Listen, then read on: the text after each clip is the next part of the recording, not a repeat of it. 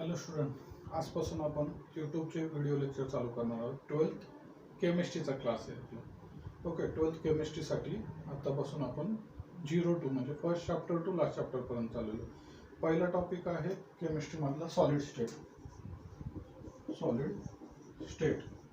Okay, तुम्ही जर का सॉलिड स्टेट हा टॉपिक जर का पाहिला तर आपण 11thला पाहिलेला टॉपिकवरती हा डिपेंड आहे. 11thला आपण कुठला पाहिलेला आहे? State of matters. मग स्टेट ऑफ मॅटर्स कुठले कुठले आहेत? स्टेट ऑफ मॅटर्स कुठले कुठले येतात? पहिला तुमचा गॅसियस स्टेज, दुसरं स्टेट कुठलं आहे? लिक्विड, तिसरं आहे सॉलिड. ओके, तर ह्या तिघांमधला महत्त्वाचा डिफरन्स कुठला आहे? आपल्याला माहितीच येतो. ओके, मेन डिफरन्स काय आहे तिघांमध्ये?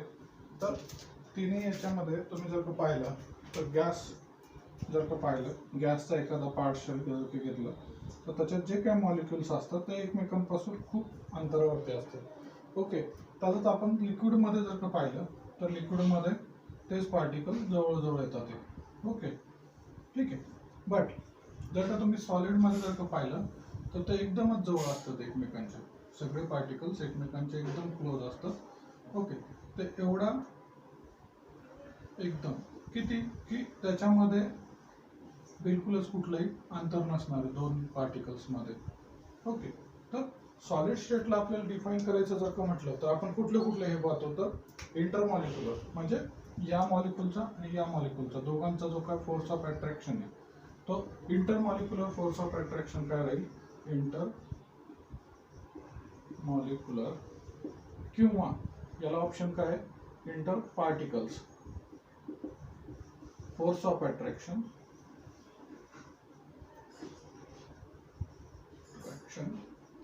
Is hi. Okay, high intermolecular force of attraction. Okay, next काय असेल तर याला डेफिनेट शेप राहील. Define shape. शेप याचा एकदम डेफिनेट असतो. लिक्विड जर का म्हटलं तर त्याला शेप आपला डिफाईन नसतो. का? कारण की लिक्विड फ्लास्कमध्ये जर का टाकला तर लिक्विड असेल तुमचं आणि एखादं फ्लास्कमध्ये जर का भरलं तर तो त्याच्यानुसार भरला जाईल. त्यात जर का एखाद्या पॉटमध्ये जर का टाकलं तर तो पॉटनुसार शेप घेईल. म्हणजे सॉलिडला डेफिनेट शेप असतो. ओके, त्यानंतर अजून काय सॉलिडच्या प्रॉपर्टी तर डेफिनेट व्हॉल्यूम असतं. ओके, तुमचं व्हॉल्यूम.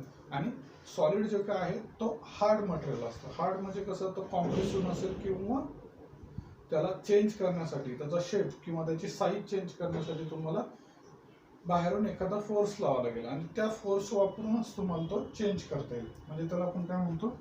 प्रॉपर्टी काय आहे तर हार्ड आहे तो. ओके, म्हणजे ह्या झाल्या तुमच्या सॉलिड स्टेटमधल्या सॉलिडच्या काही प्रॉपर्टीज. आपण सॉलिड एखादं जर का म्हटलं तर आपण कसं कन्सिडर करणार? तर intermolecular force of attraction very high. Okay, having definite shape, having definite volume. Okay, आणि हा हार्ड असतो. ओके, त्यानंतर नेक्स्ट पॉईंट सॉलिड स्टेटमधला टाईप ऑफ सॉलिड.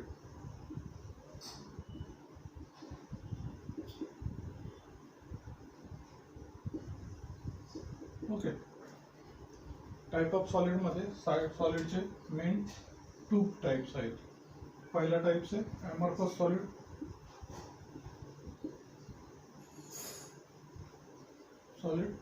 ओके, आणि दुसरा आहे क्रिस्टलाइन सॉलिड.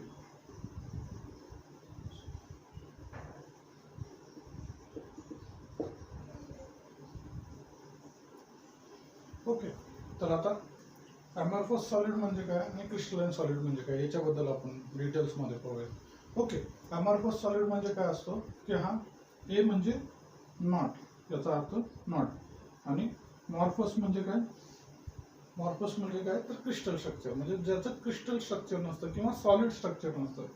ज्याचं सॉलिड स्ट्रक्चर नसतं ते म्हणजे नॉट आणि मॉर्फस म्हणजे सॉलिड. म्हणजे ज्याचं सॉलिड स्ट्रक्चर नसतं असा तो सॉलिड, त्याला आपण ॲमॉर्फस सॉलिड म्हणतो. मग ॲमॉर्फस सॉलिडला काय म्हटलं जातं दुसऱ्या याच्यात की super cooled liquid. Super cooled liquid. Okay, amorphous सॉलिडलाच आपण काय म्हणू? Super cooled liquid. आणि particles are randomly arrange. Particles are randomly arrange. Okay, next काय दिली याची प्रॉपर्टी, आपण पहिले प्रॉपर्टी पाहून घ्या, मग एक एक एक एक मी एक्सप्लेन करतो. ओके ठीक आहे. Don't have long range. Okay next काय येणार आहे, do not have sharp melting point. Don't have sharp melting point. Okay याचं एक्झाम्पल काय येईल, साधारणतः ग्लास. ग्लास हा अमॉर्फस सॉलिडचा बेस्ट एक्झाम्पल झाला. ओके किंवा तुम्ही प्लास्टिक पाहू शकता. ओके याचाच अर्थ काय, सुपर कूल लिक्विड आहे, म्हणजे एखाद्या लिक्विड सिस्टमला आपण ज्यावेळेस सॉलिडमध्ये कन्व्हर्जन करतो कूलिंग करून, त्यालाच आपण अमॉर्फस सॉलिड म्हणतो. ओके नेक्स्ट काय, particles are randomly arrange. Particle randomly arrange याचा अर्थ काय की सिंपल, ह्या सॉलिडमध्ये एखादा पार्टिकल अरेंजमेंट जर का असेल तर ती रँडमली असेल, म्हणजे या वरचा लेअर असा असेल, खालचा लेअर त्याच्यापेक्षा असा बनेल, त्याच्यानंतरचा परत लेअर, म्हणजे ही जी काय अरेंजमेंट आहे पार्टिकलची ही कन्स्टिट्युएंटली नसेल. कन्स्टिट्युएंटली नसेल म्हणजे काय, कंटिन्युअस चेन असणार आहे. आता समजा आपण क्रिस्टलाइन सॉलिडचं एक्झाम्पल जर घेतलं, NaCl. ओके NaCl म्हणजे काय, आपलं सॉल्ट. सॉल्ट हे क्रिस्टलाइन सॉलिडचं बेस्ट एक्झाम्पल आहे. आता तुम्ही NaCl ची जर का चेन फॉर्मेशन जर का बघितलं तर त्याच्यात कसं राहतं, Na connected with Cl. Okay त्यानंतर परत नेक्स्ट हा काय राहील इकडे, Cl कनेक्टेड विथ Na, परत Cl, परत इकडे खाली जर का गेलात तर Cl, इकडे खाली जर का गेलात तर Na.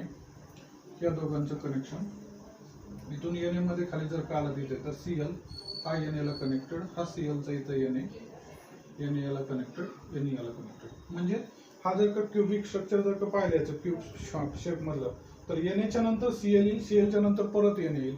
म्हणजे एक अरेंजमेंट आहे, म्हणजे रेग्युलरिटी ऑफ अरेंजमेंट असतं आणि तो कंटिन्युअसली मल्टिपल मध्ये असतो. तर इथे काय होईल, अमॉर्फस सॉलिड मध्ये particles are randomly arrange.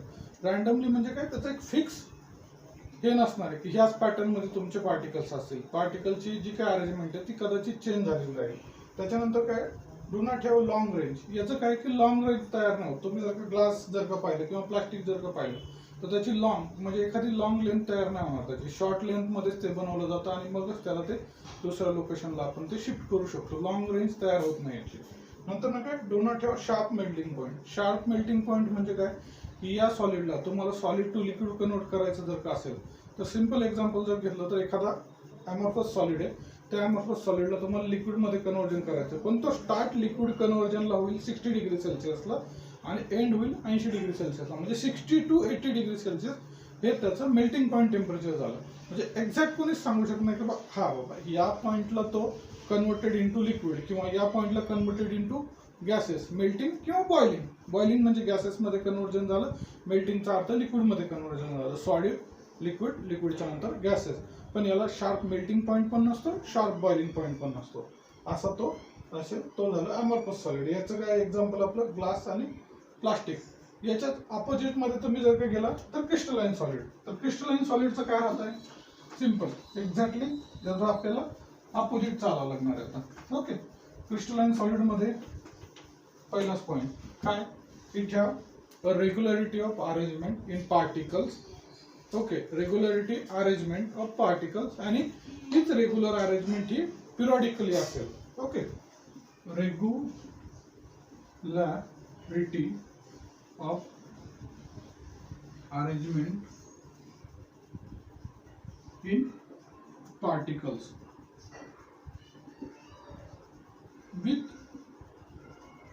With काय येणार तो, तर periodic in nature. Periodic in nature. Okay म्हणजे काय राहील की रेग्युलरिटी अरेंजमेंट आहे पार्टिकलची आणि ज्यावेळेस आता एखादा क्रिस्टल फॉर्म होणार आहे त्यावेळेस क्रिस्टल फॉर्म होणार आहे ती जी काय रेग्युलरिटी ऑफ अरेंजमेंट आहे ते पिरियडिक, म्हणजे सर्टन टाइम नंतर परत तीच अरेंजमेंट दिसेल, सर्टन टाइम्स नंतर परत सेम अरेंजमेंट येईल, म्हणजे रेग्युलरिटी आणि पिरियडिक आहे. ओके याच्यात काय राहील, sharp melting point. Sharp melting point राहील याचा. मेल्टिंग पॉईंट एक्झॅक्टली शार्प राहील. नंतर नेक्स्ट काय होईल याचं, ओके तर इथं काय होईल, इथं लॉंग रेंज नाहीये तर याचं long range of long range of सॉलिडचं लॉंग रेंज तयार होऊ शकते.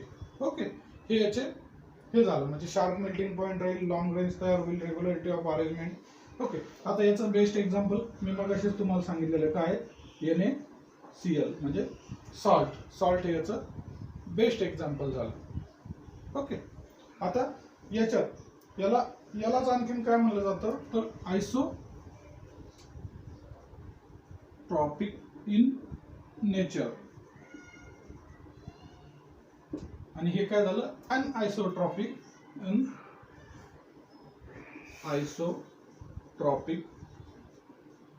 In nature.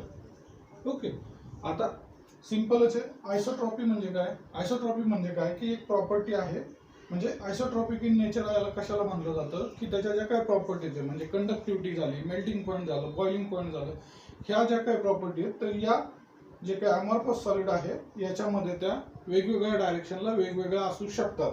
बट अनआयसोट्रॉपिक म्हणजे काय की त्याच्यात जी काही कंडक्टिव्हिटी राहील किंवा मेल्टिंग पॉईंट राहील, बॉइलिंग पॉईंट राहील, हा तुमचा प्रत्येक वेळेस कुठल्याही डायरेक्शन मध्ये जरी घेतलं, XY Z 3 डायरेक्शन असतात, तर कुठल्याही डायरेक्शन मध्ये जरी घेतलं तरी तो सेमच राहील. ओके, इथपर्यंत आलं लक्षात टाइप ऑफ सॉलिड. ठीक आहे, ओके, थँक्यू.